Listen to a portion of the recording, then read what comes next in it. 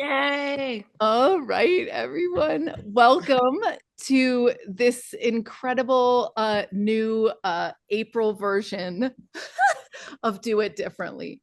And Susan is one of the few people on the planet that can make healing just happen in an instant. And I just want to remind everybody that's watching and watching the archives that Susan came to me and she goes, Zenka, send me all the people that can't be helped, that they've been to all the healers, they've been to they're frustrated, they're tired, they're at the end of their hope rope.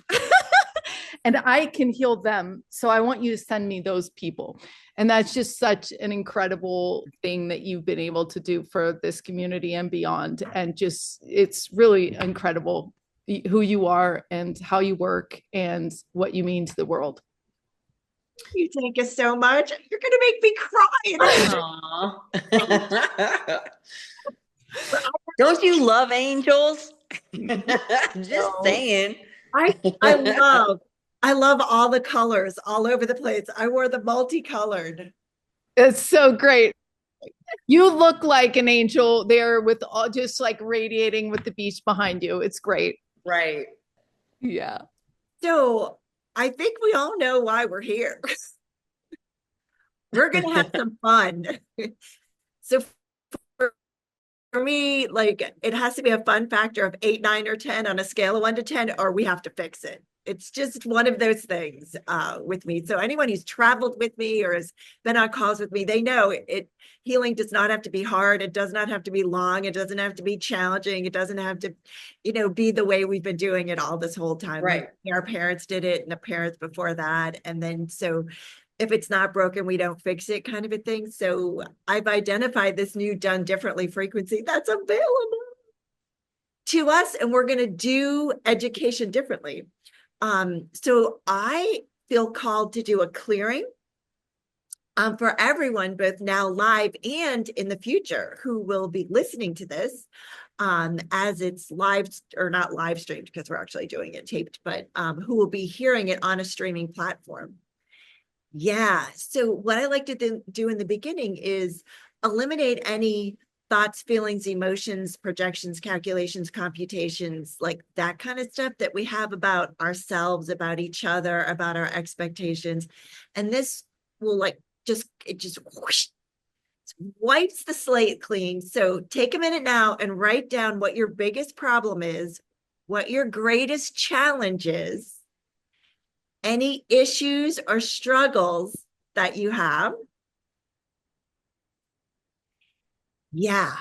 So what is the biggest difficulty, greatest struggle, the strongest challenge, the largest weight that you're carrying? Yeah.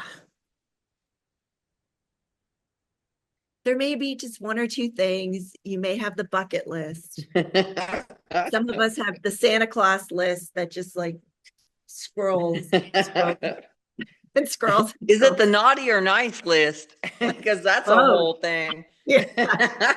Yes, it is. That's why I call it a bucket list, not a naughty and nice list. It's a bucket list. It's like the things that we would love to change immediately. Right. So it's, the bucket list has one meaning. It's like all the things that we'd like to do in our lifetime, the bucket list. And for me, the bucket list is what is the biggest challenge and things that we have going on, because we're going to take that bucket and we're going to dump it out. Yeah, that's what we're going to be doing. I see some people are yawning already. That would be unconsciousness coming out of your body.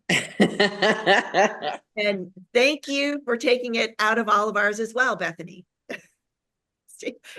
She will just pull it all out for us. And Kel is up next. I love a solid anchor. Contagious. So cool. All right. So when we do clearings, we take a big deep breath in. I'll call up the energy for what we're clearing. And it goes through all time, space, dimensions. Like it's an everything clearing. And it's an all at once clearing. And The house just cracked, I'll so you count- guys know. I'll count to 3. And when I get to 3, boom, it leaves on 3. So everybody take a deep breath in. Nice. Yeah, truth. All of the thoughts and feelings that you have, all of the emotions that you have been brought up inside of you, anything that aligns and agrees and resists and reacts, anything that you have polar, right and wrong, or you've designated as good and bad, all the expectations, calculations, and computations you have of me, that I would have of you, that you have of Zenka, that Zenka has of you, that you have of LightNet, that LightNet has of you, that you have of yourself, and that we have of each other, and what you're going to expect to receive or not receive out of today's Done Differently session. All of that in a bag of chips, out on 3, and it leaves 1, 2, 3. That felt really good, that clearing. And I want to check in with people about their lists. Who wants to go first? You want to go first, Trina? So Yeah, I kind of do want to go first because I've been working on my money stuff, poverty mindset, ancestry, poverty the stuff, right? So I Girl, just that's what's recently up. paid off. I just recently paid off like almost $20,000 in debt, right? But now I'm realizing, well, my cash inflow needs to boost up now. So my goal for today is to boost up my wealth generation power. cool. Thank You look you. really good when you say that, just so you know. I love Thank you. it. You're a master manifester. Zenka, so we can have a clear recording. Can you mute everybody else except? Perfect. Yeah, we're zeroing in now. So Yeah. sounds great. Sounds great. Okay, perfect. Thank you. So now, Tina, go ahead and unmute yourself. Trina. All Okay. right. So my problem was lack of cash inflow. Okay. And then my greatest struggle was dealing with this old programming poverty mindset. I grew up kind of in a poor farmer's family, and then they did, and they did, and they did. It goes beyond like forever. So I think it's probably my duty, if anything, or maybe it's my soul, thing to learn about poverty stuff and wealth and abundance stuff. So I recently, paid off close to $20,000 in debt, which was a real lift off my back. Yeah. And then now I'm like struggling with cash inflow and working at keeping it going and then going and growing. So that's what I'd like to work on today. Cool. So I do automatic writing with your teams. So you are showing me, all of you show me your lifeline this way. So I can see all the way back to what your soul first chose to do or be when you were separating from source. You're like, oh, I'm going to go over here and do this. And then you're like, oh, that was fun. I'm going to go ahead and do this next. So then started your lifetimes as a soul. You can see all the way up to now, and then what you have, Trina, projected into the future. And then your ancestors are shown to me this way. Karma spins in tornadoes this way. And then I've got your angelic, galactic, and indigenous teams right here. So they're here to support you in clearing and deleting and eliminating any locks, blocks, and stoppages you have for what you're asking for.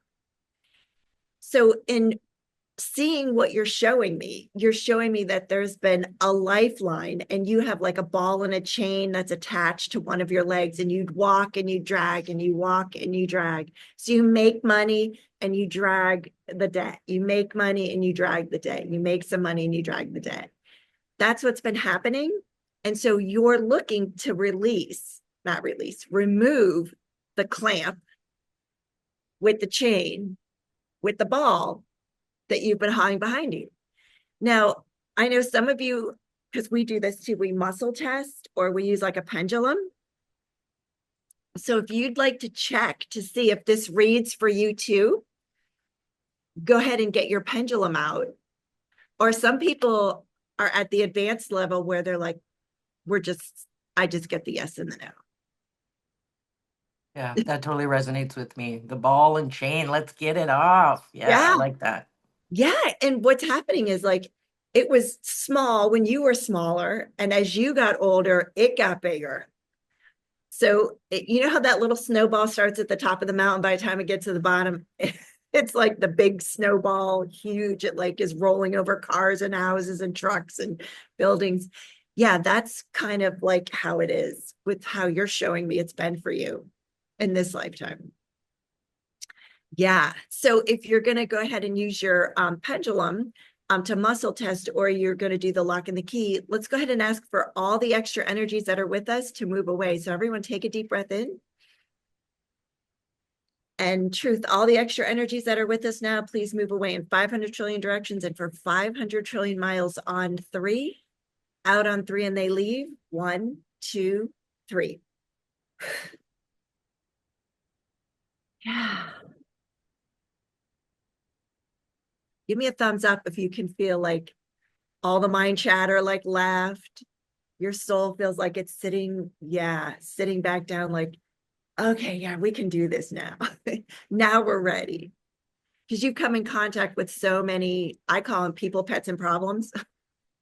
Yeah. Throughout the day, week, and year. I love it. I love Thank it. you so much. That was fantastic. You're welcome. So that eliminates all the extra energies. So that's what you remember to do, that before you start a question session, which is what I call when we're asking for awarenesses. So then to allow your body, because your body's more conscious than you are, because you have points of view about things and your body doesn't. We ask the body, truth, show me a yes. We say truth so that we can't decide what the answer is going to be. So no matter what we get, that's going to be the truth. So truth, show me a yes. And then when you've got that, ask truth, body, show me a no. Okay, cool. So now let's go ahead and muscle test and see if, because like attracts like. So I don't think you're the only one, Trina, who is challenged with the poverty and paying off debt and like income money flows. Yeah. So go ahead and ask. So truth, is this me? And what you're asking your body is truth, is the same challenge that Trina's talking about also relate to you energetically?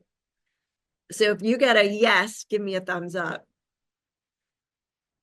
1, 2, 3. Okay, cool. 3 of us. Awesome. So yes. So let's take a look at a belief system that they're telling me, this is your team is telling me, that you have about money, that you, so you learn as a kid, you're taking things in unconsciously, like our parents or the people that surround us.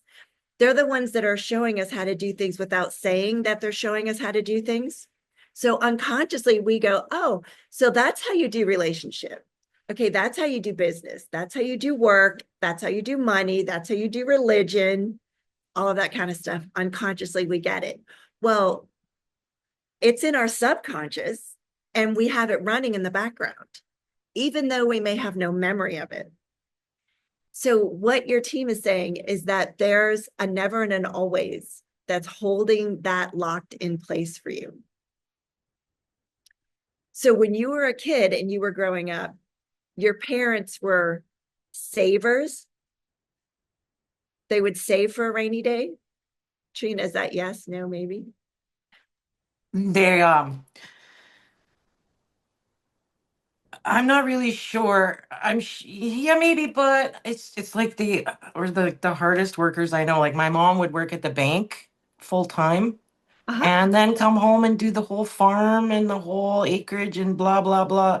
It was like constant work all the time. And um, just recently I went to visit them and their work has now caught up with them in the health, right? They're in their 70s now and they've gone really downhill in the health. It's almost like it's caught up, all that work is caught up. And I don't know, I think that it's been programmed into me like, you gotta work real hard for money and all that. And I know that's not true. And so here I am trying to get rid of that programming. Yes. Yeah, definitely harder. I've got that one on the books already.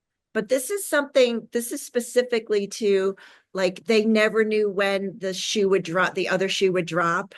Like, something on the farm would break down and you'd need money to get it fixed, or there was somebody who needed something, a car part or an accident, that kind of a thing. So they were working so much in order to save and have money in case of an emergency or a rainy day, or if the other shoe would fall. Does that make sense to you? Yeah. Does that resonate? Yeah, and I had to start working a job as like 14, 15 years old just to pay for my own car and my own clothes and everything. Like, you know what I mean? Yes. Like, I was working two jobs and going to school as a high school person. So it was like, that's a lot, I think. I don't know. Maybe I'm carrying some of that. I don't know. Yeah, there's a little, yep, there's some of that. And it resonates with other people too. A lot of people are pointing their finger, they're shaking their head. Yes, yes. So we're not human doings, we're human beings. And what we forget, because we're in the third dimension, is that you have to do to receive. So it's the part about working in order to have. And if you'd like to have more, you need to work more. Yeah. Yeah. And then there's that element of saving for the rainy day and always having the nest egg. And some people were brought up with, you need 3 months of your income, like Yeah. in savings, in order to survive. Everybody says that. All the like economic guys or whatever tell you that you should have your 3 months of savings because you just never know when you're going to need it. Right, right. So that's great in the third dimension. But then there's, stepping into abundance. See, if you have to have the 3 months and you don't have 3 months in the bank, then are you right or wrong? You're wrong, right? Because you're not doing it the right way. So it doesn't actually have you asking a question. And when you ask a question, that's when you have choice. So the question would be something like, so truth body, are we good with a month's rent or a month's salary or a month's living? Yes or no? And you would muscle test yes or no. And as long as you got the yes, then that was cool. When you got the no, it's like, okay, is 2 months then safe for us? Is 2 months with ease? And then when you get that yes, then you'll know it's time to like buck up and have 2 months, or then 3 months or 4 months. And what if it's not about having X amount of months, but it's about having like everything that you would like to have when you would like to have it? So it's so interesting, Trina, because when I was talking with a woman and she just said there's just this one purse in this store and she just has to have it and she just loves it and everyone else has one except she doesn't have one, and it was like $2,300 and she was like asking for the money to come up for that. And we went in and we were talking about taking 10% out. 10% is a tithing amount that's described in the Bible. It's misrepresented and misidentified in order to, help the Vatican and the Catholicism and the bishops and the Pope, RIP, rest his soul, Francis. Yeah, so the 10% was actually written in Latin. When it was translated into English, it became 10% to the church. It should be 10% to you in honoring of your work. So the target is every $100, $10 gets placed in an account. And it's not a rainy day account, because then you have to create the rain in order to keep the account, because that's what it's for, or an accident or a savings. Yes. So its job is to honor your work. And when that happens, when you're honoring your work, energetically, there's always money there. Does that make sense? Yeah, I've been doing that. In fact, a little more than 10%. And I've been putting it into like ETFs, and half of it goes into cash that I could use if I needed to. Because sometimes you just need some extra disposable cash for your like kid's birthday or something like that. And then 10% or another whatever it is, to like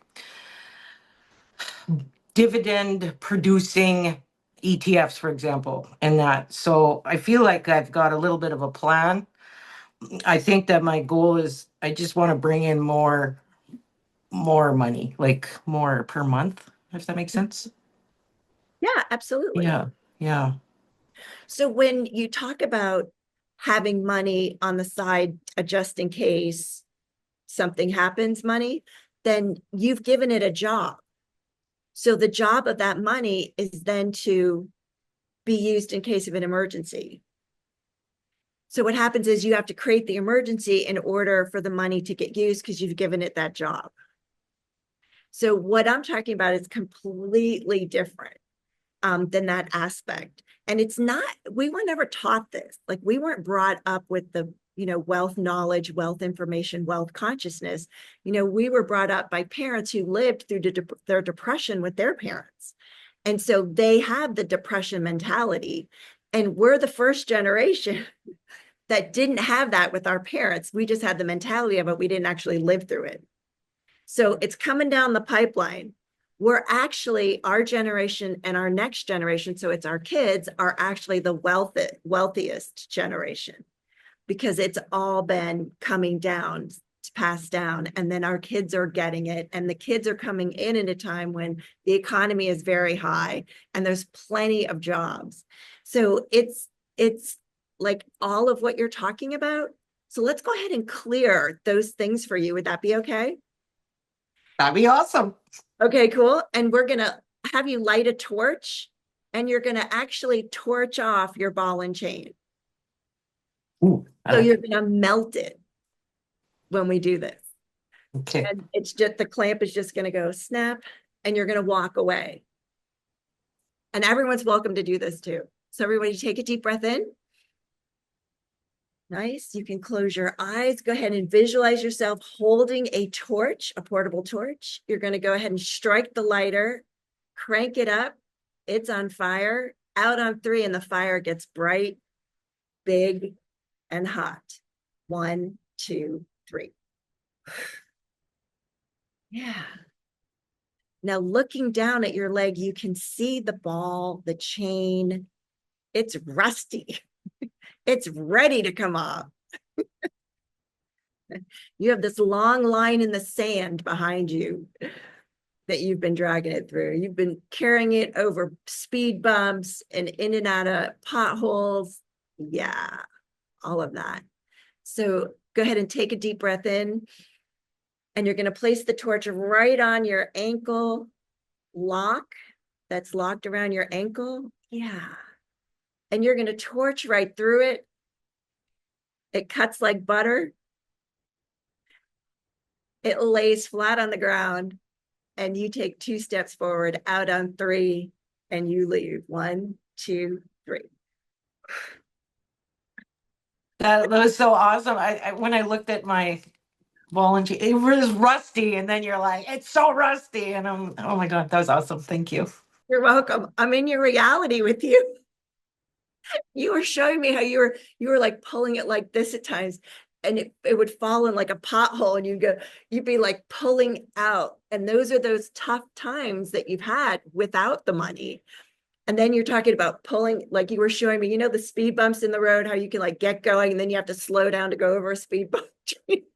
Trina, you were showing me those speed bumps, and you'd be like, all right, come on, ball, let's go.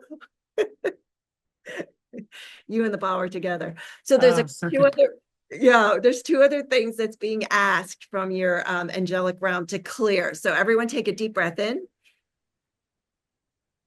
Yeah, so all of the programmings, all the loops, all the limitations. Yes. Yeah. Everything you've learned from others, everything that's known and unknown, said and unsaid, heard and unheard, acknowledged and unacknowledged. Yeah, that has to do with working hard, working, money, having, doing, receiving, and not actually being your true authentic self, and receiving without judgment, without cause. Yeah. Without projection, without expectation, without separation or judgment. Out on 3, and it leaves. 1, 2, 3. Yeah. Yeah. So how many, give me a thumbs up if you guys are ready to be like, yeah, I'm here. Like I've arrived, right? Like when you walk in the room, it's kind of like your energy precedes you. Yeah. So this is being shared. So we've all been taught like this, the soul is in the body. Like, where's the soul? It's in the body. Where's your soul? It's in the body. Where's yours? It's in the body. Actually, your soul's an infinite being. It's infinite, and your body is in your soul. So everywhere, when you're with yourself and you're meditating or you're going to bed and you're making your commands, co-creating with the molecules of what you're looking to create. And instead of manifest, I think we threw it up in our Telegram group. If it was we're going to she fest instead of manifest, she fest or her fest. She fest. I can't, Bethany, do you remember what was it she and her? I think people were voting on it in our Telegram. Yes, it was. She fest and her fest. So you can have your own festival and it's your she fest. And do you see the joy and the fun that brings? And you guys all started laughing. Like that's the money attraction. That's the abundance. That's the fun factor of 8, 9, and 10. Yeah. Was that helpful, Trina? Yes, it was. I really loved the visualization with the lock part, probably the best. I feel like for me, that was great.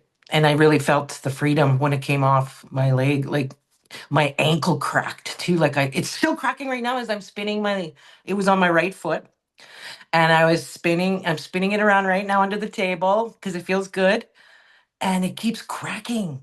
And it's just cool. Like I feel like this really worked and instigated something or whatever, right? Yes. So yes. You've initiated, you received it. Congratulations. Yeah. Thank you for asking this. And I love She Fest. Like that's so cool. You like that? Yeah, I like that. You're welcome to use it. Trina, I'm really excited for you because I feel like you've set your intention to I mean, getting your debt down that far is a strong signal to the universe that you're doing it differently. Yes, different. Are already doing it differently. And now you know that you're doing it differently because you're not repeating generational, like you just said, I'm not going to work 2 jobs, try to do this. I am me and I am valuable. And this is the time when people need you, Trina, right? Because this huge flood of people are starting to go, what were you guys saying before? So your flood of abundance is here. And now you're walking into it. And it's cool because I see all these things like flying off you as you just walk forward. You just keep going. It's pretty amazing. Your intuition fest that you're doing right now at the moontree.org, it's incredible. It's awesome. This is the way to spread your gifts with the world. So I'm excited to see what happens. I'm just excited that you guys, the past 2 weeks, I've been really embodying my life path 3 of the networking and collaboration and stop being a lone wolf, Trina. And boy, has that made a difference for me. So I just appreciate you girls tonight too. Like just being surrounded by like-minded women makes such a difference to me. I don't feel lonely anymore or like an outsider. I thought I was the only one that was weird talking about spoons and whatnot, right? But now I realize, no, there's a lot of women just like me who want to talk about this stuff. So this group, like this is so fantastic. Yeah, just want to put that out there. And I feel like crying when I say that. Oh, thank you. And in a good way. We were just going over with Adham today all the Purpose Lab data. We studied these passionate, highly successful people. And there's a cross that happens where you do it for yourself. So you were doing the intuition, the tarot cards, all stuff because you love doing it, because you were a geek and you were like, oh, this is so fun. Then there's a point where it crosses over and the tree matures and you bear fruit. And then you start helping other people. And they're like, oh, what you did for me helped me. And then you're done. You're into the full embodiment at that point. That's the second step. It's you start to realize that it's bigger than you. And it's like, oh my God, I'm helping all these people unlock their intuition. And then the final step is just being that, being your purpose. It's not an achievement or like you're running after, like a success looks like this, or, you just are intuition. You are that force of nature in the world. And so I see you clearly in your career right now. So I'm excited to see everything that's going to come out of it. Oh, that's very, very sweet. Thank you, Zinka. Yes, you're going to be able to walk a lot easier. Yep. Also. And you know what's funny? My leg became shorter over these past few years than the other one, and it's noticeable. People notice it. So I'm hoping maybe it'll grow back. I'm already short. Isn't that interesting that Susan got that for you when she did this healing? Yeah. You can definitely make it more. You can even it out. Is everything's consciousness and everything's energy. And this could have been that double healing that you just had. Let go of all that things that weigh you down, the past, the this, the that, the doubt. Yeah, and you know what? I didn't mention this, but I had been married once and we had divorced and I got all the debt. It was like close to 70,000. This was years ago, like back in 2007 or 8 or whatever. So I went into the one step above bankruptcy, which is called consumer proposal. So it's like not as bad as going bankrupt, but it's still a blow to the everything, right? And so I think that I carry a little bit of residual, or I did on my leg, but now it's cut off. Thank you. But I'm just saying, I think I carried some of that guilt and all that stuff. And so I think today was really helpful for me. And I really want to just say I appreciate it so much. Thank you. You're so welcome. Thank you for asking.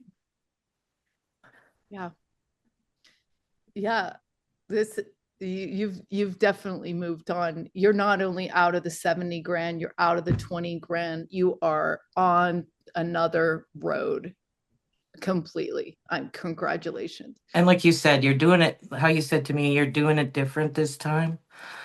And that's the key to get out of that feedback loop. Our cards here, like we call them the power of 8, because it's easy to get caught up in the 8 feedback loop on the side. And I feel like I was with that with finances for many years now. Well, maybe all my life. So I'm hoping that this year, 2025, year of the 9, letting go, breaking habits, breaking pattern, getting out of any 8 feedback loop. That's kind of what I've been focusing on. So this just fortifies that.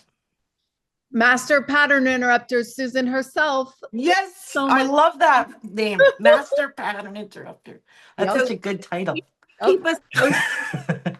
9s mean endings and completion, sweethearts. Yeah, exactly. Congratulations. I'm happy for you.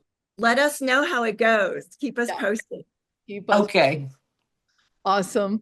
All right, who is burning to go next? Anybody? Sharon, Laurie, Bethany, Kel, Mary, Dawn. I would say mine was just like Trina's. Like it's a whole ancestral thing of lack. And interesting enough, I love that they brought up the 10% because my mother was indoctrinated into the Mormon religion. However, my father was not. And she did the same thing. So I love that it's kind of coming back full circle in that president's. And that means a lot to me just to sit in this space and to be with you beautiful women. Yeah, So I just want to say thank you. You're welcome. Like, it's okay. Right. Because we were taught for so long, like you have to take care of everybody else and pay for everybody. Like as long as Yeah. everybody else is okay, then whatever, 2 cents is left over. No, 100%. I've had to take care of people since I was like 5 years old, Yes. Yes, that was your job. That was what you were Yeah. supposed to do. You were a good girl when you did that.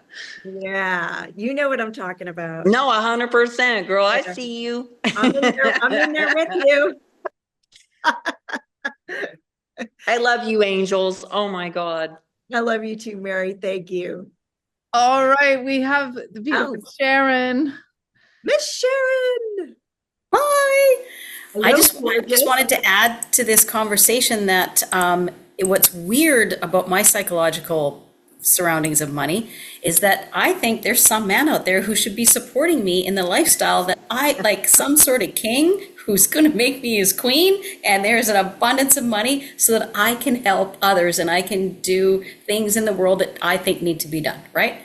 But my experience has been I'm the one supporting my frog, and I get left with the debt. I get, whatever. Same, it seems to be a theme in this group, and that was Yeah. my example growing up. Was my mom was the breadwinner. My mom got us out of debt. My dad was no, he just created debt and left whatever. And so why do I have in the back of my mind that there is some prince that is going to magically appear and go, hey, you know what, beautiful? I've been waiting for you my whole life, and here is like $1 billion. Do philanthropy and help the planet. Because that really inherently, at my core, is what I feel. And I don't understand why, because that's not been my experience. That's not been my example. That is not, people that I know, that was not their example. So I'm not quite sure where I'm getting that from. I'll help you. I'll help you with it. So, who was your favorite princess growing up? Honest to God, I didn't have one. I played with the boys. I went motorbiking. I went skeet shooting. I built rafts. I played I did not play dolls with the girls or talk about marriage or princes or anything ever. Okay, I so played with the but girls. when you watch the Disney TVs, Didn't. My dad wouldn't allow us to watch things like that. so Cinderella, Snow White, Nope, Seven nope, Dwarfs. nope, nope, nope. Not until I got older and had children of my own. Okay, because they're talking about that in this lifetime, you would like to be the princess. Yeah. Oh, yeah. Yeah, you would like to be the queen of your kingdom. Yeah. Yeah, and they're saying that that actually came from childhood. So in this case, it's the opposite. So everywhere you were definitely like doing the boy things, not the girl. Like there was no balance and there was no choice. Like it's not like you could choose between one and the other. It's like you were supposed to do that. You were supposed to build the rafts and the race cars and the fishing and the tree houses. And yeah. So this is the opposite, and opposites are resist and react. And so that is why this is sitting so tight, so close to the heart, is because it was the total opposite of what you could never have. You could not have, it wasn't the right thing to have as a child growing up. Okay. Align and agree and resist and react. A lot of resisting and reacting, clearly.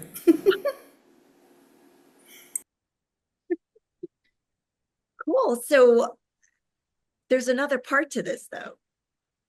So there's not being able to do what the girl stuff was when you were younger, but it's also what other like women that were close to you created. That was the opposite of what you created with husband, wife, children, family. So did your friends like have the similar marriages, the similar childhood, the similarities with programming with those? My best friend had like the Leave It to Beaver childhood. Like it was the perfect family, amazing, and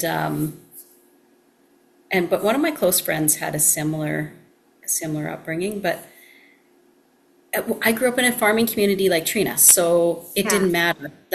Everybody worked, and then everybody went home and worked on the farm. So the duties were like, you had to work. And from a young child, you had chores to do and you had things to do, right? So, and from a young person, like I was about 13, I had to get a job, because if I wanted anything, new shoes, whatever, if I wanted to go out on the weekend with my friends, I had to have my own money, because my mom couldn't afford to give me spending money, right? So, and there was no animosity or anger or resentment there, that was just the way it was, right? So much like Trina, that was the way of life. So it wasn't really, we didn't really look around to see who was doing what. We were too busy surviving to This is when take it you in. were. So in my situation, I was the last of my friends to get married, did 10 years, and I was the first to get divorced. Did 10 years, I love it. I served 10 years, and then I get out of jail free card. Yeah. It was like that, though. It really was prison. Yeah. So it feels like there's, again, that polarity of, you said your closest friend had like the Leave It to Beaver family dynamics, and you had the opposite of that. Yeah. Again, the same thing, direct opposite. So everywhere you hold, for instance, like a lot of us look at ourselves as like light workers or transformational specialists, or, and that's a good thing. Like that's what we should be doing. And this is how we're supposed to do it. And it's, as much as we stand our ground about, I am a light worker, transformational specialist, whatever you like to refer to yourself, you hold the opposite, the darkness, in place. So, yeah, the key is being in neutral with a question. So as much as you'd love Mr. Money, Mr. Millionaire Money, to like show up for you, right? Yeah. That's the polar opposite, again, of like where you are, what you have going on. Yeah. The middle is neutrality. Because if you are putting all your eggs in this one man, soon to be coming to you next day or two, like in the next 24 hours, wish, hope, dream, bucket list vision board. It's coming to me on my European trip. That's what's happening. There you go, right? It's kind of like and there's no question in that. Nope. Because you could have that, but you could also have someone who threatens your life, or who's a serial killer, or who is a narcissistic psychopath. But they have a lot of money. Not having that again. Yeah. But see what I'm saying? But they filled your requirement of having a lot of money. No, none of them had a lot of money. No one's saying the one you're asking for. Oh. The one you're asking for. Like, if you're not in the question of who is in the highest and best and will create the most benevolent outcome for me, then it's not, money's not the only thing that's in there. Do you see what I'm saying? Yeah. Because if you're only looking for money, you'll find it. But there's a lot of other things. You could like be afraid for your life. You could be beaten up. He could be an alcoholic.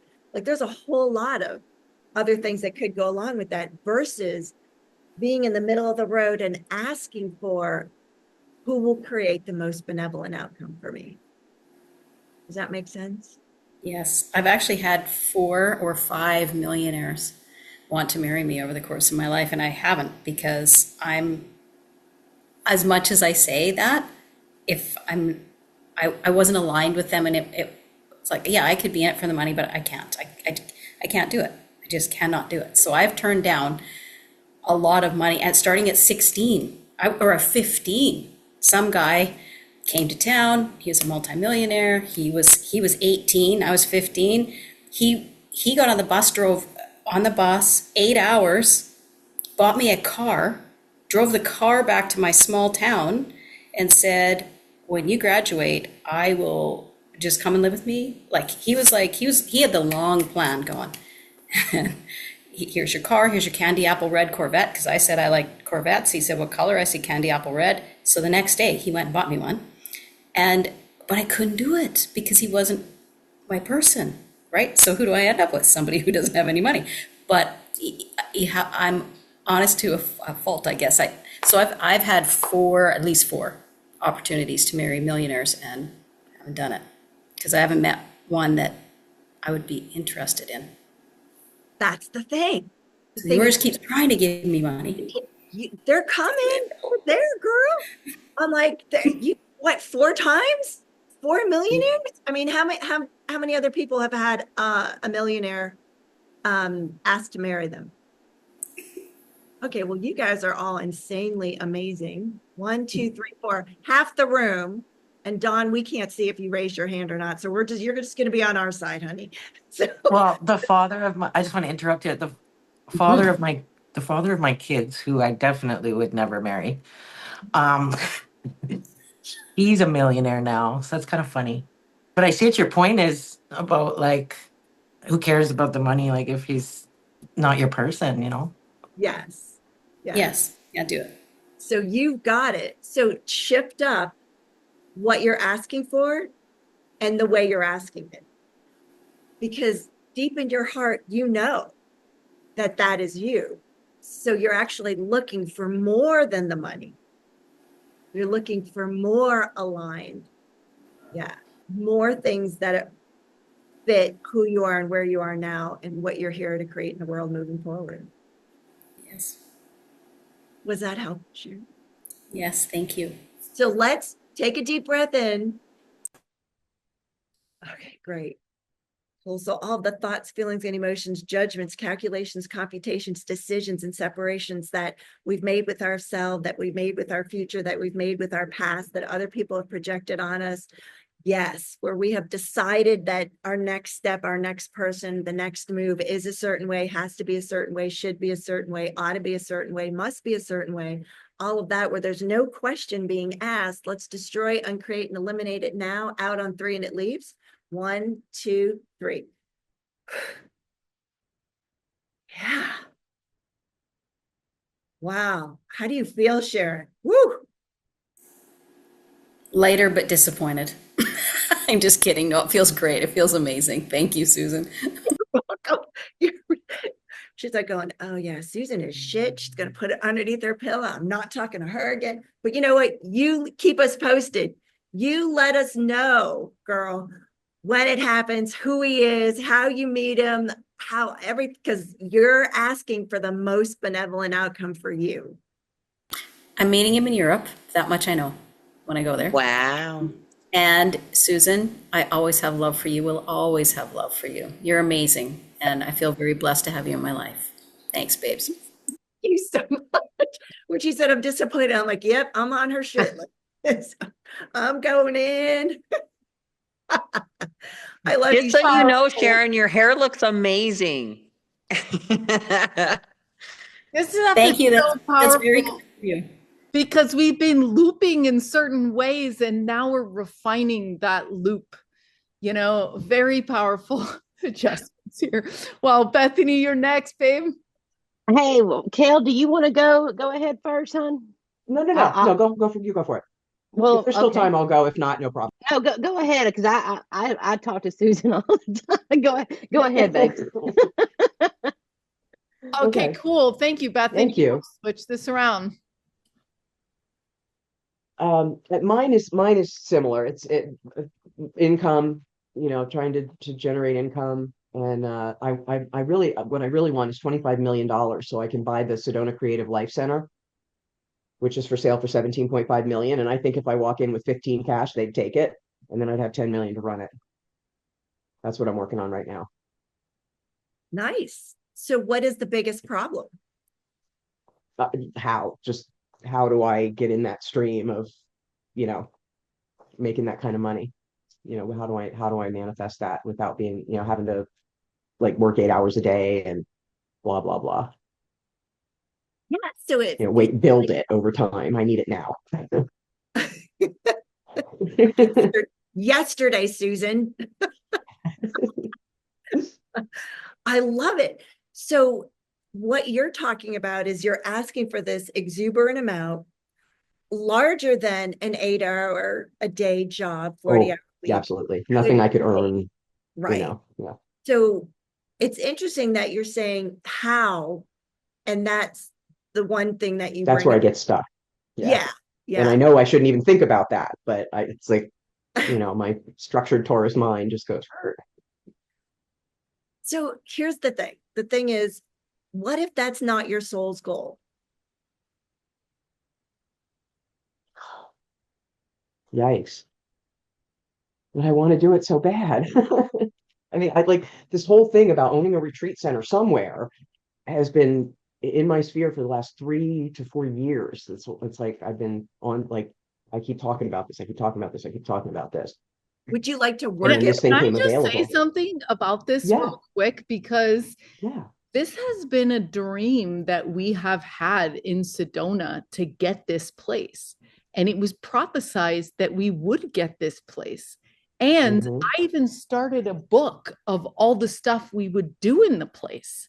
Yeah, I have it was like like, move are you we guys in gonna there. convince the owner that this must be turned into this place, like without paying for, like, I didn't know. Could there be some kind of transfer where we pay them, I don't know, but yeah, we don't have to or start running know it and making money with it. necessarily, but it's interesting. I'm just like shocked that you're saying this, and you know how much it costs. And Oh, I've been on this for 6 months. From the ULM is also just like, she's been meditating and praying on this, and they were even like, yeah, you're getting ready to see who is your playmates, because when it does come through, you got to work with the people that are in the community, the right people, right?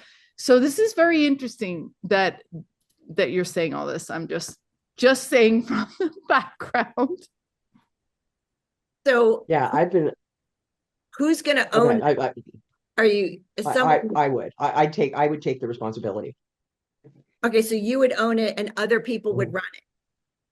No, I'd run it too, but we'd have like LightNet would be in there, Laurie, Sharon. There's 8 bedrooms. So staff would probably, I'd have us live on site, and then attendees to the conferences and stuff could stay in outer areas. And but no, I've got a whole plan to run it and what we do there and how LightNet would be involved. Like it's a whole, I've got a whole vision. Awesome. So how many of those do you have? What do you Like mean? ideas, like, so you'd like to purchase this place and run it. You have that thing. What else are you looking to Oh, create? what other tabs do I have open?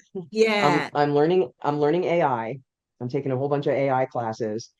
And which would play into this. I mean, it would pretty much everything I want to do, I could run out of this. It would be an extension of, my holistic wellness consulting and running conferences and, working with LightNet and all of that. Everything I want to do could stem from that. Like could get housed And be run there. out of there. Like Yeah, that could be the all of it. center hub, and Yep. then kind of going out from there. Mhm. Okay, so what if that's not your soul's goal? Like that's still Then coming what back. is?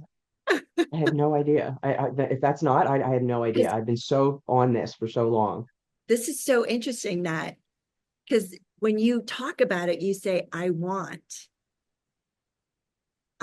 this, I want to run it. I want to own it.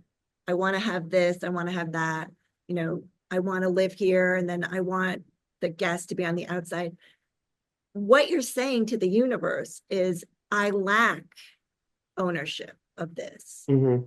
I am less than able to create this, have this, and do this.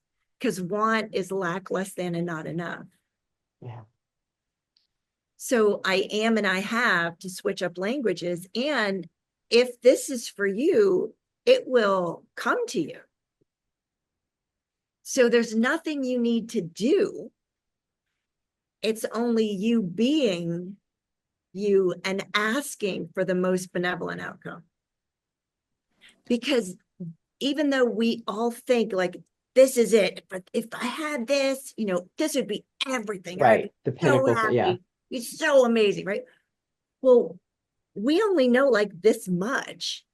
Source, God has access to the infinite possibilities. And there may be an infinite possibility within that, or next to it, or adjunct, or adjacent, or kitty corner. I don't know, whatever those Kitty words corner, are. catty corner, whatever, either or. Cat corner. I don't know. The dog and the cat corner, the opposite ones. Yeah. So what happens is we get so focused on this, and then we can't figure out why it's not showing up. Do you know what I mean? And because Yep. you're not actually in the question. And when you're in the question, that allows the miracles, the infinite possibilities to show up, which would be where someone could come in, you'd get a grant. There's a couple people that would like fund it. Yeah. Invest. So there's a lot more opportunities there. And we don't need to know like what it is, where it's going to come from, how it's going to show up, when it's going to show up, just that you're asking for the most benevolent outcome for you. Like Sharon's new husband from Europe is going to be an angel investor, and y'all can move in there together. I was And I'll waiting come for that visit. opportunity to say my billionaire, because it's not a million. Say that Billionaire. I'm going to be a billionaire. We're done.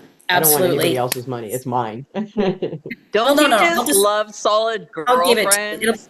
You'll be one of my philanthropic investments, and you can have it. Yeah, no, It's fuck yours. a man and fuck his money. We don't need any of that shit. I'm going to Oh, be the I'll fuck billionaire. him. I'll fund the whole thing. Yeah, you can take care of that. We don't need his money. Too much control. It's getting spicy. Remember, this is going to be streamed. It's important. Men are important. Dear. They're very important, but I don't want him controlling the money. Yeah, Sorry. Edit out, edit this out. So all of that, you guys are like defending against it. Remember, money's just energy. Whether I'm a man kidding. has it or a woman has it, it's still I don't just care where it comes from. whether the drug dealership has it or the mafia has it, it's just energy. Money's not dirty, it's just energy. Yeah. So everywhere you guys are like, yes and no, you got pulled. You guys are putting semicolons around what you're asking for. You're going, this is a full stop, da da da da da, da da da da da. I gotta stop doing that. Yeah, there's not really any flow in that whatsoever, kind of at all, maybe. Not even a little, actually. So stay in the question, ask for the most benevolent outcome, know that that is doing round peg, round hole versus round peg in the square hole, and it's not gonna go through. Staying away from the want, delete that from your vocabulary now and forevermore. Yes, I am and I have. What's the best thing to replace it with? I am and I have, because it's present. Okay. Yeah, when you want something, it's always in your future. You can never have it now because you're always wanting it. And when you my brain struggles with that. Yeah, when you think about wealthy people, like they don't go, I want that. They say, I'm gonna have that new car. I'm gonna like, what color would you like? Red. What kind of car do you like? Corvette. And she has it. It's just, that's what wealthy people do. It's like, now you can have it. So that's the wealth consciousness. Stepping in. Thank you, Sharon. Yes. For that lovely representation. Cool. So everybody take a deep breath in. Yeah. All right, cool. So everywhere we've created the parentheses around our dream. Have to remove the parentheses, allow the feeling to flow, ask for the most benevolent outcome, being in the question, commanding with the molecules. Yeah, and anything and everything that doesn't allow that to show up with the greatest of ease, let's go ahead and destroy and uncreate it now. Out on 3 and it leaves. 1, 2, 3. Yeah. Cal, how do you feel now about it? Good. Yeah. Good. Not as anxious. Feels like now you have like a flow Mhm. with your thoughts and a flow with words, your languaging and a flow, and feel free to write that because thoughts create things. So what does it mean when you say be in the question? Can you explain that a little bit more, Susan? Like, what does it mean to be in the question? Yeah, being in the question is actually where you create from. Anywhere you've made a decision or you're in a judgment, like that's right, then something else has to be wrong. And it can't be anything else but right or wrong. So for instance, when someone says, I have the perfect wife, okay, so you actually can't receive anything else because they've already decided that she was the perfect wife and then she cheated on him. And it wasn't so perfect after all. It's that kind of area where you go to a conclusion about something or someone, and you can't actually have anything else or anything different. You're in like a no choice universe. So when Bethany and I first got together, we were working on, mother daughter kind of stuff, and we were just in California together, and we brought this up as an example when we were talking with Mo Rock, the CEO of the LA Tribune, and it was this dynamic of eliminating the programming that she got when she was a little girl, and when we did that, it removes the neural pathway. So when you remove a neural pathway, you can't automatically go there. So when Bethany wasn't wrong anymore for growing up with her mom, then her mom could show up differently. But her mom couldn't show up differently than how Bethany had seen her and believed and sort of like categorized her, in her mind. And Bethany, I don't know if you'd like to share the next day, or share what happened, but this is the difference.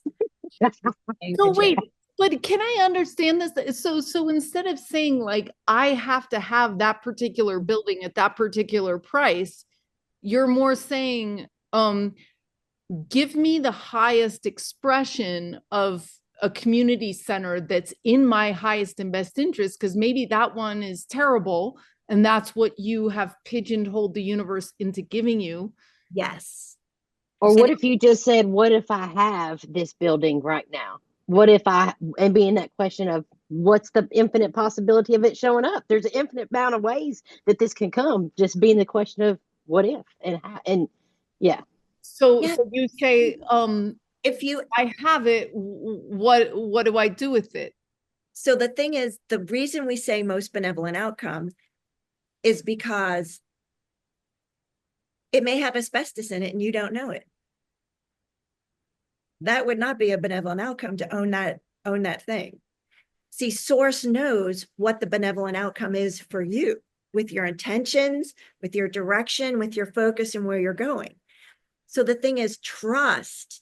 When you do round peg in the round hole, you know that when you get the idea of something, listen, because that's the flow. That's your intuition. That's your angelic realm speaking with you. Versus going, this is what it has to be. This is when it has to be. This is how much it has to be. This is why it has to be. This is what we're going to do with it. What if that's not going to be the most benevolent outcome for you? I mean, how many of us thought the man we married was like the man we'd be married to the rest of our lives? I was just going to say, he sounds like the man we all dated that never worked out. So thank you, sweetheart.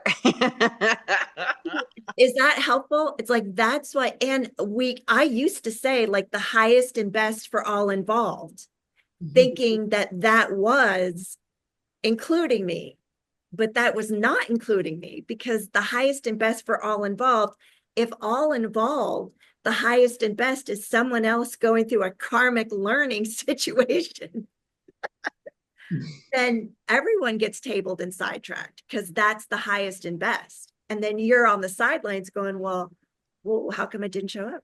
How come it's not here? What's going on? So when you ask for the most benevolent outcome, it's for you, the most benevolent outcome for me and for my business. And that's when the magic shows up.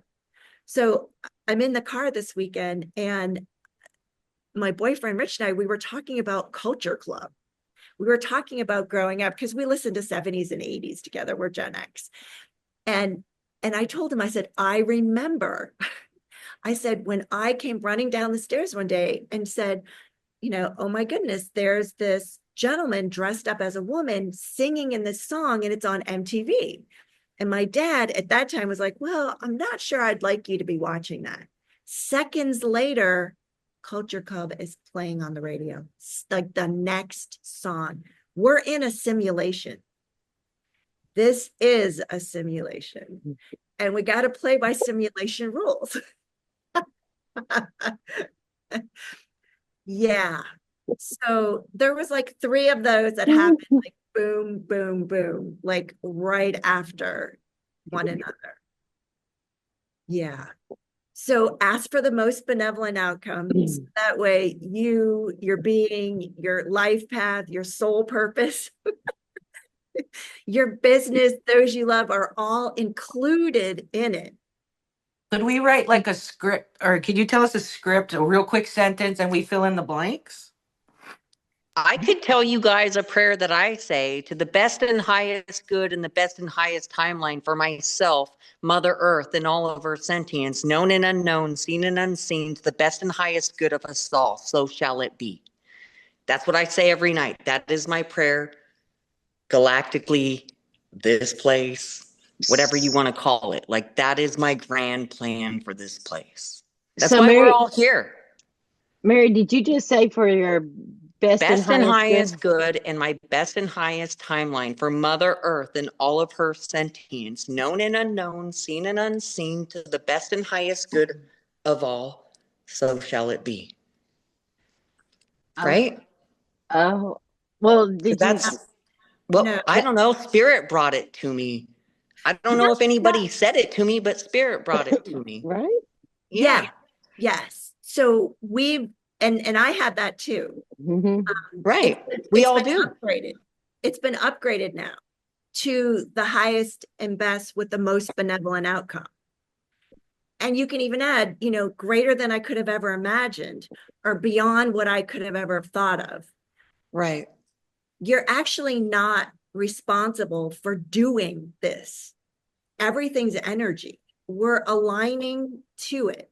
Not aligning, but we're the frequency that we are, the frequency that we're asking for is what we're going to bring in. So you can be a negative person, and the other thing that's high vibration like can't actually get to you. So that's why we're asking for the most benevolent outcome, because we don't have to figure it out. We're not supposed to figure it out. If we could have figured it out, we would have by now. It's not about figuring anything out. It's about the energy. Well, it's our intention, I feel. Like, our intention is everything. Just to sit in this space and be open with everybody is our intention, right? We're sending love. Not only are we doing it to each other right now on this videotape, but we're doing it to the world and intergalactically right now. And that's a beautiful place. And that's what people don't get, is we are so much more powerful than we've ever given ourselves credit for. Even though we're just an experiment, like, let's be honest. But it's the most beautiful experiment ever. We are. And what's the fun part about it is, like, every time we're willing to give up like a limitation that we've had, something we've decided was right or wrong, it actually frees up hundreds of thousands of other people, which is what happened with Bethany. She was willing to give up the point of view she had about her mother. I eliminated the neural pathway that automatically took her there. And then Bethany, what happened the next day when you woke up? It was absolutely mind-blowing to me, because I went to go in the next room and speak to my mom. And this woman I did not recognize, because the way she used to talk to me and make me feel and just carry that energy was now different. And I was like, I was waiting for her to start, with those snarky ass comments and, just, how moms can kind of be. And so I was just like, I called Susan. I was like, Susan, what happened to my mom? What's going on here? And so, yeah, I don't know this woman. And so, yeah, it totally just, I was able to meet her and her energy at that time. And it just changed. Everything has changed since then. So it's really pretty cool to see. But Yeah. I'm still want clarifications, because I think what you're saying is so important. And I want to be clear, and I'm not understanding totally. So what you're saying is that your prayer has evolved, because if, to be looser, first of all, like, I got the point that you were saying, like, okay, we can't be so like bound by it has to be this way and that way, because, you know, I always say you want to build a four-story building, but the universe wants you to build a 20-story. And if you're so focused on how it has to be, but this part about you don't want to go so wide that then you lose out on your highest and best. Is that what I'm hearing? Like, as you say, it's because these words are so important of how we say the words and what we say. And so what you were explaining, Susan, was that you used to just include everyone else and you got left out in the highest and best. So yeah, let's talk about this a little bit more, and then I think Susan, we were talking about this one day, and she brought it to my awareness in this way. She said the highest and best of what?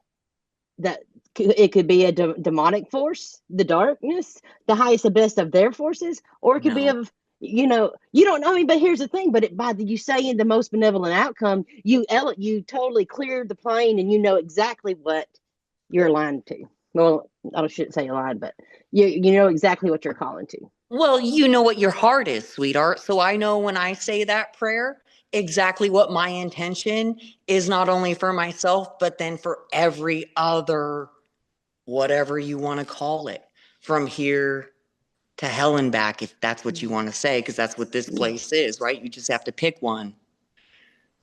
I mean, you know, I'm not going to try to, I'm not trying to. No, I'm just saying, like, no, I'm I not love, trying to like, as convince long you as of your it. intention is love and it's beautiful and you have this open heart to everybody, and you do, like, I hear you, I see your energy, the whole nine.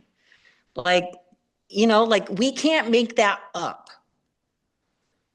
But what was the sentence you said to Bethany, Susan? Like, You're asking for the most benevolent outcome. I'll be like, but when you said the sentence or thought the sentence or whatever you did, but like, was it like my relationship with my mom? Like, do you get specific? Like, tell me the sentence you told Bethany. Oh, to clear my neural pathway? Or to Is that make what this you're all asking? happen, your mom, so that your mom loves you again or whatever. Like, what was the sentence? So that had to do with clearing. I was clearing her belief that she had about her mom. Was, I mean, without being disrespectful, like, Bethany's brother could do no wrong and Bethany always was wrong. So that'll just give you clarity with it. And therefore, she was brought up with that language, behavior, thoughts, feelings, known and unknown, heard and unheard, seen, unacknowledged, all that kind of stuff her whole life. So where there was this, I can't do anything right. You know, I can't show up and be correct. Like, everything I think, everything I say, everything I do, the clothes I wear, the way I style my hair, the glasses I'm wearing is all wrong all the time. Because of that, her mother could only show up as making her wrong. Because Bethany's point of view is that she couldn't get anything right. Mm-hmm. The universe is here to give you, match your point of view. The universe is here. The simulation universe is here to validate your reality. So if Bethany thinks she can't do anything right, then her mom is going to continue to make her wrong because she believes she can't do anything right. Mm-hmm. Does that make sense? Cool. Yeah, so it's your inner world is being reflected to you, and if you're holding on to that, because it's always been that from the second I was born, my mom always said I was doing things wrong, et cetera, et cetera. That's going to continue to go to loop, to be true, because that's what you. Because that's what I believe, and that's the only thing that's the only thing I believe, and that's the only thing that I saw. So that's the only way the simulation could give it to me. Because that was my core value. That was what all Bethany knew at that time. It was like our master computer was telling us we were wrong the whole time, but we were right. You have to override the what you see as the outcome. You have to override that if you expect it to change. Because something that became very powerful for me, and Susan taught, was I just became observant. I just observed without needing to make her wrong or right. I just Right. sat back and I just put my, excuse my, you might want to edit it. I just put my oh shit, fuck it hat on and just been like, okay, Mhm. cool. Okay, that's cool. And allow her to show however she needed to be and just be like, okay.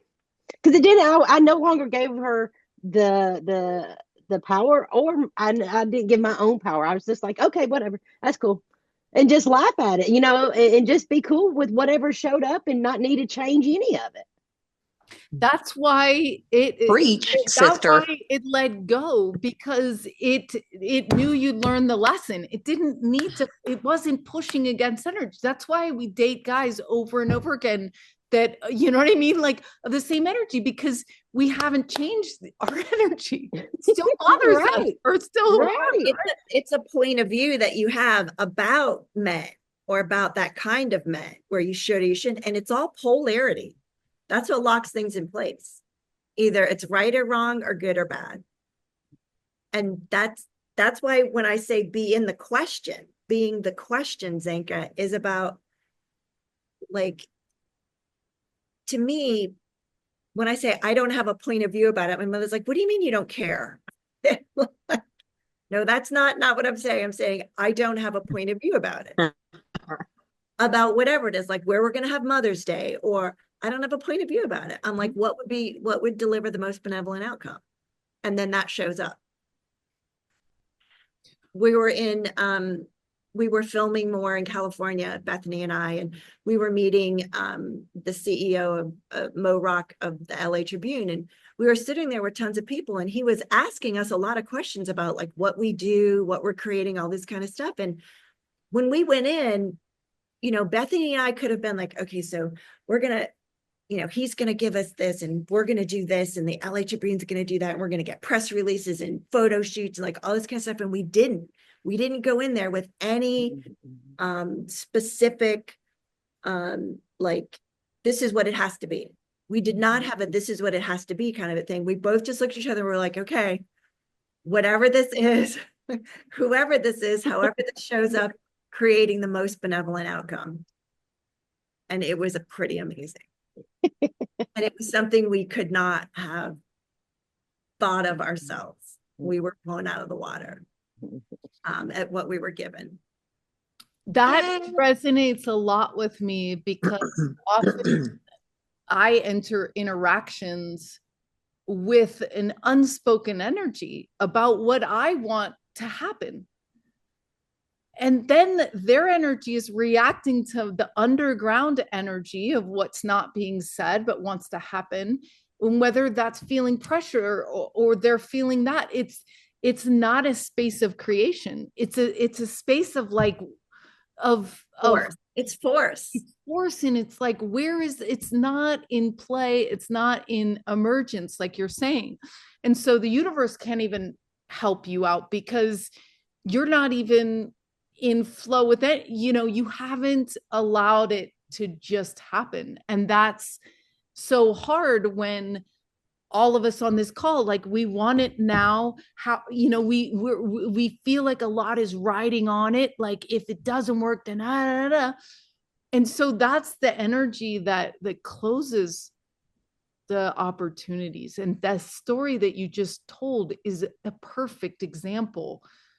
Because you're not in the infinite possibility field. You're in the third dimension and you're trying to figure it out. Simulation like loves you when you do that. It's kind of like, and I'm going to give you this instead of that, because this is right and that's wrong, and this is good and that's bad. What about like if you have a certain number? I'm still on the money train here, but like let's just pretend. I'd really like to. This is actually the truth. We're not going to pretend. I'd really like to make. I would feel like $100,000 a year would be awesome. I could do a lot of stuff with that. But is that wrong? Not wrong, but is it bad to think of a number like that? Yeah, because that limits you. Okay, Why so would you? how could I reframe? How could I reframe the prayer, the sentence to the universe or whatever? Yeah, universe, like, I'm willing to receive the amount of income that generates the most benevolent outcome. for me. Thank you. This is what I was looking for. How to say it. Thank you so much. I know I'm up here a lot, but I needed that. I needed to hear what it sounds like to say it. So thank you so much for that. You're welcome. I love that. Thank you. You're welcome. You're welcome. Very Yes, powerful. we didn't have any intentions per se, because that would only limit us. Like if we intended for this or intended for that, they were like, look, we're going to pick you up at 7:30 in the morning. We're like, okay, 7:30 in the morning. Okay. Okay, so the alarm's going off at 5 and we're eating at 6. Do you know what I mean? It's like we didn't have a point of view about where we went, who we were with, how we were getting there. Like none of it. We just allowed source to create the most benevolent outcome. And we both are in trust, because that's what shows up every time for us, is the most benevolent outcome, because that's what we. And it blows us out of the seat, because it's so much better than her and I could have ever tried to maneuver it, try to, create it and twist it. No, we're just always in the question. And we just absolutely, at night, we're like blown away. We're like, that just happened. Oh my gosh, how fun, how cool, and just get excited. It's just And when bliss. you said to release the number and how you reframed it, I suddenly felt lighter, like I could feel just the energy of trying to think up of a number, I think is a problem. I see that now. Wow, this is fascinating. Because I love it. if you had 100,000, and really, I mean, what if there's an infinite amount of numbers that could come to you? What if it's even more than you could ever have possibly thought of, and source brings you 10 times that? How much better would that be? Yeah. Yeah. Oh, I love it. Oh my God. And I it's feel like also, crying after that. That's so good.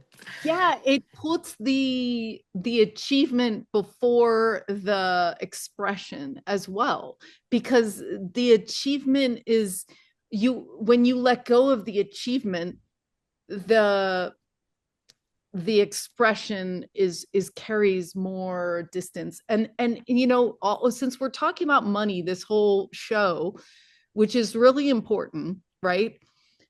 Yes. The thing about very important. the thing about holding this lightly is Super important. especially true for money. Right. People that run the LA Times, right? They are like, they're sick of people. I want this from you. I want that from you. I want money from you. I want fame from you. I want this. They run away from people like that. They're exhausted from people like that. It doesn't make them want to give you any money or anything, right? In fact, they tell you when you're raising money, you don't even ask for money. You have to, you ask for advice or whatever. So this is a lesson that's important for me to learn, for all of us, I guess, to learn, because that energy of need, have to, like, Lack. give me some, because maybe, they see lack and they're like, oh my God, that's like a hole that I'm gonna have to keep giving to, because it's lack. Instead of, I want to be part of something that's unlimited or expressive or beautiful, right? Because You already have it. right, You already got it. It's there. right, because it's your personal freedom to live your life the way you don't need permission to be you. And the universe will take care of you if you're you. I'm so abundant, and it's not about the little green dollar bills in my pocket. I'm abundant in energy and laughter, and there's abundance of grass in my backyard. There's abundance of water. There's abundance of air. There's abundance of love that I share and I come in contact with every single day. There's abundance of food. There's abundance of friendships. I can go on and on. I have abundance of clothes. I have abundance. I lack nothing, and it's just about being in that space in that present moment to enjoy each one of those abundances each moment. Right. It's not about green damn dollars. Yes, we all need it, but or we have to pay our bills, but that doesn't make who I am. That doesn't make how I come through every day. There's so much more to me than just paper. Right. And we are all every single one of us beautiful women sitting here tonight are generational curse breakers in the lineage in which we chose to come in and reform. So think about that. You know, like it's beautiful to sit here and have this conversation with you guys, like, because this is everything that I've already been feeling and the whole nine. You know, Laura, you didn't get to ask anything, and Dawn, I don't want to miss you two. Is there Yes, I- Laurie and Don, Laurie, do you want to go? Yeah, I think so. Okay, great. Sharon, did you have a final thing to ask here or to input? I saw you had your hand up.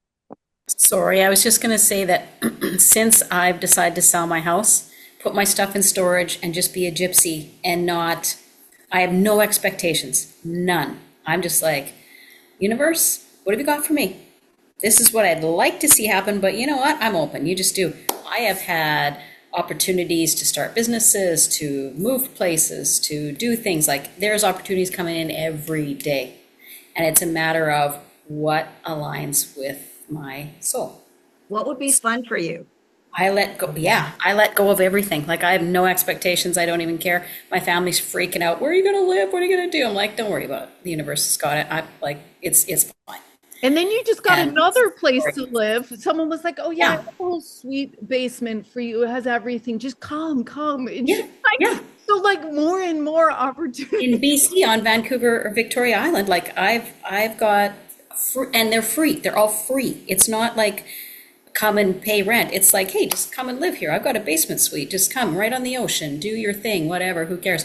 And so it's a smorgasbord of amazingness because I've just let go, and I really don't care. It's like what You have no point of view. You have no point of view of where you No. go, how long you stay, who you stay with. You're Yes. just looking for the most benevolent outcome as long as, Mr. European billionaire is a part of the journey. Well, if he's not, that's okay too. That's more of a joke, but I do have a feeling inside that I am meeting someone when I go to Europe. I'm meeting him there, and whether he's a billionaire or not, but I'm meeting my person, and that's what I feel. Now, I don't know. I love My it. person might be a woman. I don't your know. intentions are pure, and that's everything. And I You just know, wanna, that's all we have. Yeah, I do So- want to double click on this real quick because remember when Susan's mom said, oh, you don't care where we eat. It's not that you don't care. It's that there's a deeper surrender. There's Yes. a deeper knowing that when we show up in curiosity, what's going to happen? They want me ready at 7:30 in the morning. Like, I don't know. Not bringing all the what ifs. Oh my God, how does this work? What should we say? What should we like? All of that negotiation is It takes a lot of energy. in all these other directions. And yeah, so we have 20 minutes left. I'm Sorry. going to get a Laurie in here, and Dawn, let us know if you want to go tonight. Okay, so I've really been working on all my things like so much. Several months ago, I just got tired of not having money, and I kind of just like energetically put out to the universe that I want to experience that anymore. And so that's been something like I'm still working on like the extra, but I've had everything I need and more. That's why I added that and more at one time. But so now all these things are healing with my value, my self-worth. Everyone seems so far away. Like Trina, I just signed up to be a speaker at her festival and everything. So I'm super excited about that. But she's in Canada. Like Zinka, she's like across the country. Even MJ, she's like way down South Florida. Like I'm like, oh, Florida, because I'm in Alabama, but no, it's way down here in Florida. So, like physical distance. That's the third dimension, right? Oh yeah. You're limiting yourself. Good point. Was that it, Laurie? Are we done? No, I'm just kidding. Just try to get down. I'm like, that was fast. No, yeah. I guess that is a 3D thing. Yeah. Yeah, that's what we've been bought and sold, and we installed it and we have it running in the background. Distance is everything. Location, location, location. Like, how often do we hear those things? Long distance relationships. They're so far away, and our kids are going to college, on the other side of the world, and then they're going there. And so it's very easy. Like, that's how I work remotely, is I just drop in with the individual. Yeah. See, I've done remote Reiki and energy work and stuff. You do it. I know you do it. So you just drop in, girl. Yeah. Okay. So how do I bring that quantum energy into my 3D energy? So just delete the 3D, because it's nothing but limitation. It's nothing but polarity, locks, blocks, and stops. Yeah. Everywhere you were told to make a decision, figure it out, make a good choice, find the right answer, all that kind of stuff was programming you in. Like, you were all taught that the only colors we have is the one in the large crayon box. That's it. If it's not in the large crayon box, there's no name for it. And if there's no name, then it's not in the dictionary. So there's no meaning, then it doesn't exist. And then it's invisible. And then that's not real. And that's impossible. And that can't happen. So everything, your first language wasn't the one you learned at home. Your first language was energy. And you were taught that this energy is gold. This energy is black. This energy is pink. Repetition, repetition, repetition creates the neural pathway. Pretty soon, you don't see energy anymore. You just see the colors that you've been taught those energies were. The same is true with the alphabet, the numbers, the letters. You went to kindergarten and you were taught how to count. So you counted everything. 1, 2, 3, 4, 18, 19, 20. Laurie, then you get to first grade and they're like, look, we're going to teach you how to add, like, get excited about it. So then you learn to add 5 and 5 is 10, and 10 and 10 is 20, and 20 and 20 is 40. Do you ever go back to adding? 87, 88, 89.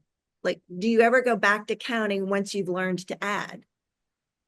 No, right? Because you'd have to choose against yourself. Well, that's why we do these.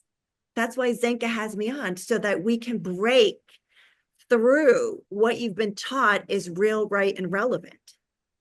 Because it's not true. What you've been taught is not true. It's not real. Right. And it's not relevant to creating in your life.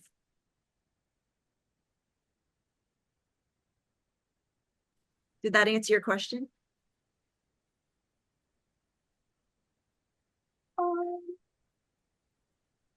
Not sure. Let me see. So how to, get from, okay, yeah, to get rid of the 3D, or delete the 3D. Yeah. Was the answer. Do you see how I shifted her just with what I was saying, and we were eliminating, and then she was like, okay, wait, let me go see if I can find it again. And she looks down at her limitations. She looks down at her struggles, her problems. She's like, okay, so let me get this straight. That's what happens when you delete it. It's gone. Then you have to go back and find the limitation. What if you didn't go back and find the limitation? Right, because we're just taught how to deal with the 3D. No, I feel like this is beautiful and completely relevant. Like, we're all taught, like you said, we go to school, we do 1, 2, 3, A, B, C, the whole 9. But we forget how, I don't know, special, intelligent, whatever that is, magical that we are, that we already have built in us. We're just taught to look at it as lack, like, I'm not good enough, I can't, right? Yeah. Yeah. And I think, Laurie, you're craving tribe. And I think that's something that we naturally crave. And I think I feel like you're coming out here to Sedona. I feel like you're moving toward your tribe. And I don't know what Susan would say about this, but it is like your tribe will appear as soon as you stop freaking out that your tribe isn't here. I mean, I hate the way this this works. I totally understand that. Yeah. I just want to say, welcome home, babe, and it's good to see you. Yeah. And in the lack of physical presence, we are here. By Oh, you yeah. saying, by I you connect with you saying, guys a lot energetically. by you saying your tribe's not here, the simulation's only going to keep throwing that your tribe is not here, you know? So that's what I learned with my mom. I've been doing this mantra actually for a couple of years. We're all coming together. We're all coming together. And ever since then, it's been amazing just how many people I've met. So yes, y'all are definitely my tribe, Sharon. I love you guys so much. Love you too, Laurie. Thank you for being here. I know. Yeah. So do you ever do that, Susan? Like start thanking the universe for the things that you want to happen. So like, thank you for making my life abundant. Thanks for making me, like bringing my tribe to me. Thank you for whatever, right? Like having my mom, so explain your take on that. Yeah, so when you look at the emotional chart, just below God's consciousness is gratefulness, joy, bliss. It's not love. Love is way in the middle. Thankfulness is the highest, and gratefulness. Because what happens with love is there's an expectation of getting love back, of being loved. You love and then be loved, and you give love and you receive love. With thankfulness and gratefulness, there's nothing in return. There's no expectation. It's a state of being. You are being grateful. Like, I am grateful for this call tonight. I feel honored that you guys brought me forward, that you asked for me, that I get to be with you and change your world. You know, like, this is why I'm here. Like, this is my soul's goal, is to change the way humanity is kind of doing things, like be the change that's required. And you know, the gratefulness at the top is a state of being. So it's just so interesting how things show up. You know, like Bethany and I, again, we were just in California, and our hotel had free breakfast. They had free happy hour. They had free Wi-Fi, free part. Like, there's all this stuff we got included in this hotel. So we were there on Easter. So that, I don't even know what day it was. She's laughing. So we get to our happy hour. We're ordering our drink, and the bartender, Jen, she says, "Look, I've hidden eggs on the first floor here. So go search around for an egg, and then crack it open, because I put gifts in some of them. Like, some of them you can get a bottle of wine, some of them you can get an appetizer, some of them right?" So I turned to Bethany and I was just like, "So Bethany, we're gonna just ask the molecules of the eggs to tell us where they are." And then to myself, I was like, and I'm not going to be hunting all over the whole freaking first floor, outside, inside, at patio area. Like, no, I'm like, it's right here. Ain't got time for that. So Bethany is still waiting at the bar to get the drink. I walk over, I just split this plant open right there, and I go, "Got one." It was the golden egg. I love it. It was like humongous, right? Bethany's like, "Of course you did. Of course she did." Right? So I crack open the golden egg, right? There's candy in it, and it was like free gift. And so we could pick wine, but we didn't like the wine they were giving us. So we got free we got this big nacho cheese. We didn't even get to finish it all, this huge appetizer. I go, and they would only let us get one per group. And Betty's like, "Well, I'm out." It was so fun. You know what I mean? Like, we're just in the question every time where we go. Like, Bethany and I, we will sit there and be like, "Okay, so we're going tomorrow for filming. So, and the makeup artist is going to be in our hotel room at like 6 a.m. like we have to like have had breakfast and like dressed and like, like that's an ungodly hour. Like I don't actually do single digits. like, I don't get up. I don't get up to the That's double my digits. girl. Like 10, 11, 12, like those are my digits for waking up. This whole 9, 8, 7, 6, like that's 4 hours. I'm like, yeah, I'm like, how much does that not work for me? But see, that's when I'd be in conclusion. So I'm like, okay, body, what's the most benevolent? Bethany and I, we were asleep at like 9:30 one night, and we both are like late night people. I mean, like later night than that. And we just put ourselves to bed when we asked to create the most benevolent outcome. We were both like, maybe we won't go to the hot tub tonight. We'll just go climb in. And we did. And then we woke up in the morning and we were like ready to go at that time. Very cool.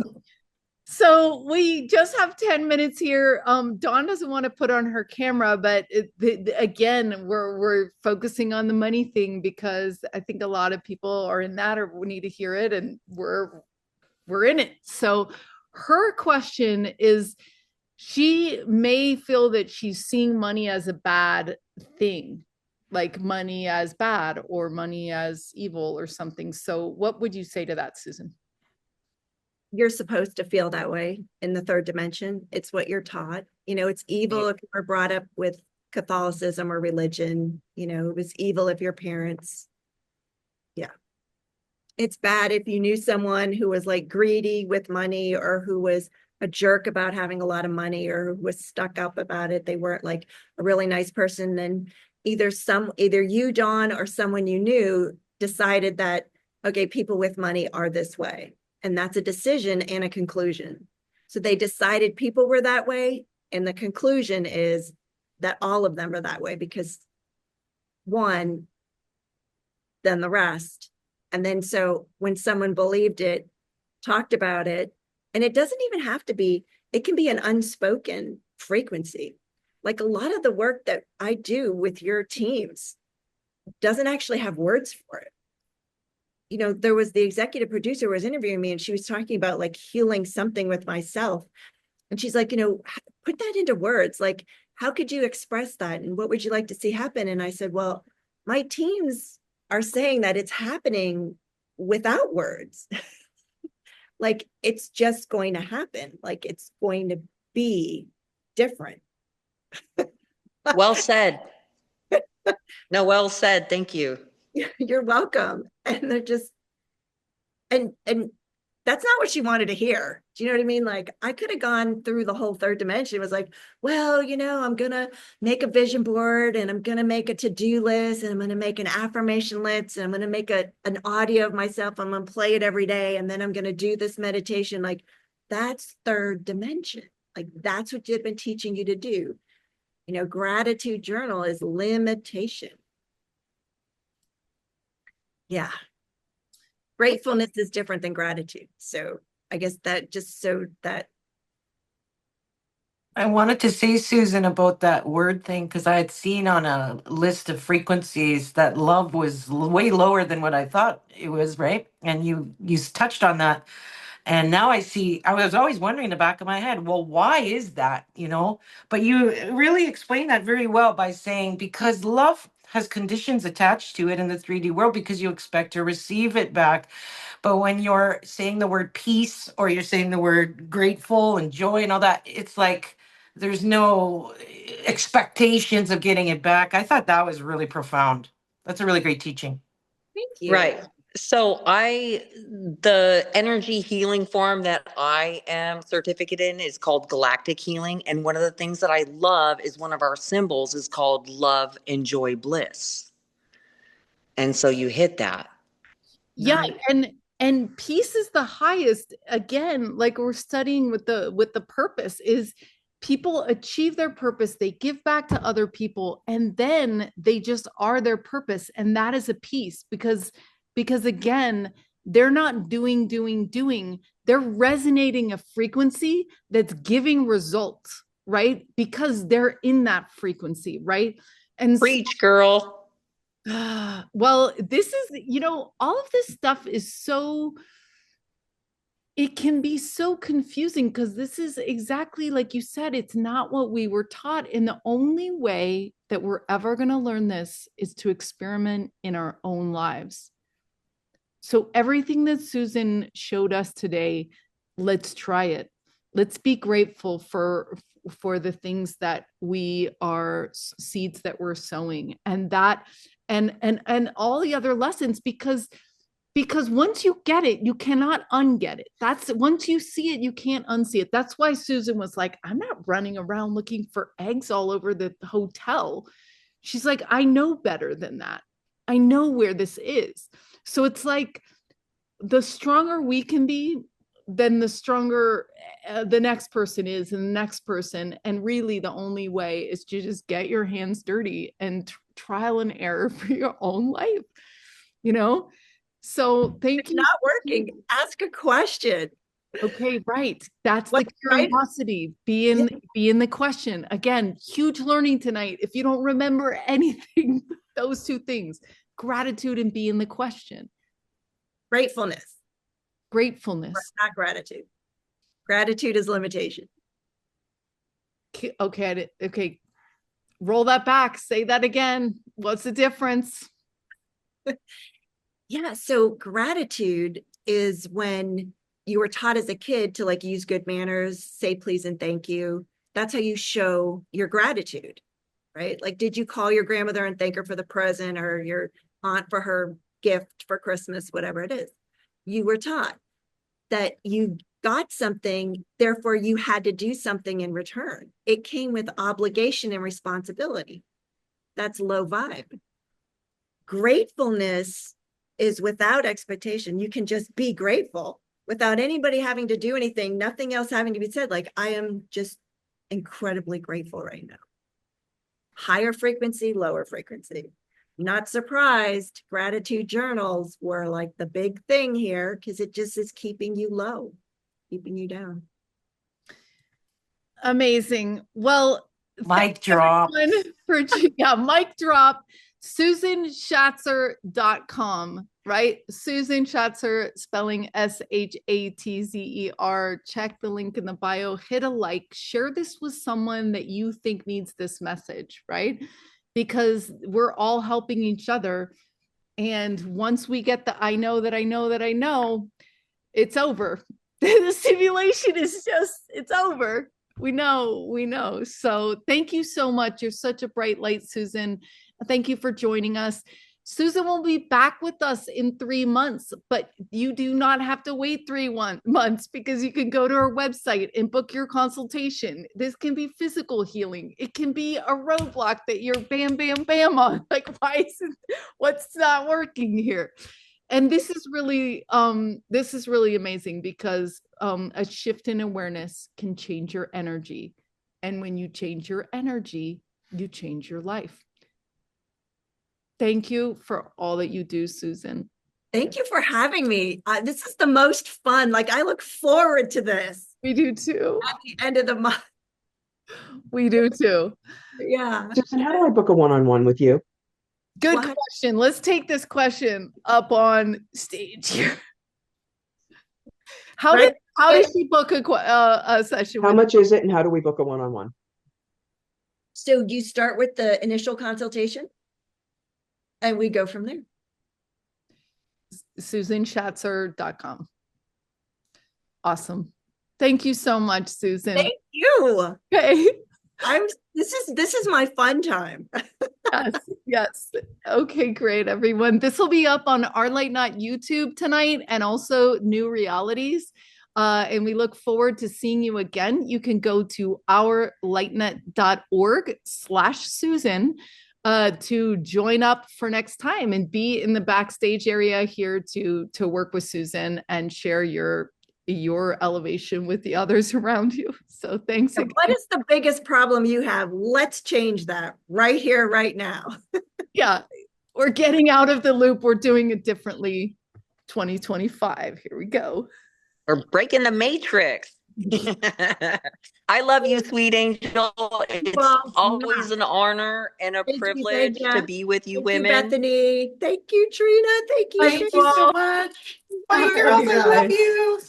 Love you.